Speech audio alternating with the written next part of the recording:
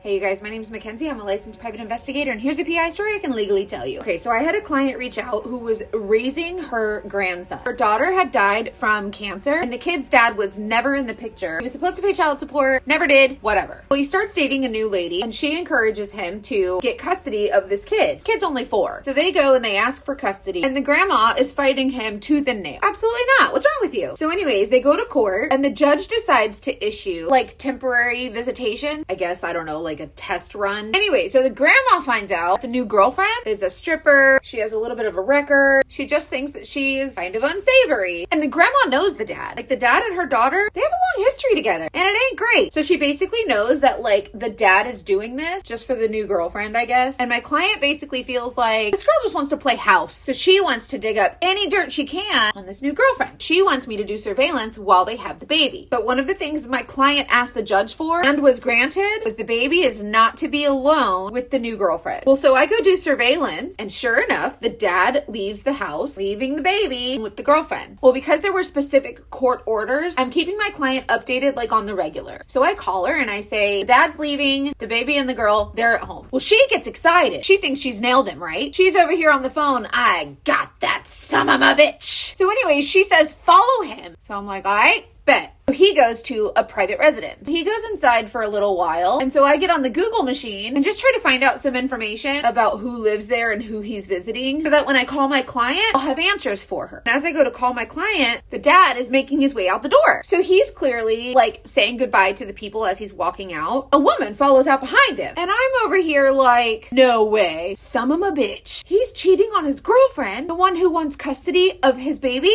Well, then, I'm not done. A little boy runs out of the house, about 8 or 9 years old, and he says, bye, daddy. When are you coming back? He hugs the kid goodbye, and then he kisses the lady, like, intimately. What in the goldfish crackers is happening? So I call my client. Even she's confused as a dickens, and she says, that son of a bitch. Well, the grandma decides she's not going to say anything until it goes in front of a judge, because she doesn't want to give him the opportunity to, like, come up with a story and talk to his lawyer and all this jazz. So they end up going to court. His new girlfriend was appalled. Apparently, he's been with this other lady since the kid was born, like 8 or 9 years ago, however long it was. And his first baby mama, the one that he went to the private residence and he saw her and the kid, she didn't know about the new baby mama or the new baby. So this guy had, like, a whole ass double life. His second baby mama dies and he can't take custody or pay child support because then the first baby mama will find out. Well, the new girlfriend didn't know that he had, like, all this double life going on. So anyways, the judge ended up awarding full custody to the grandma, and she's so proud of herself. Like, I can hear my client walking out of the courtroom. You son of a bitch.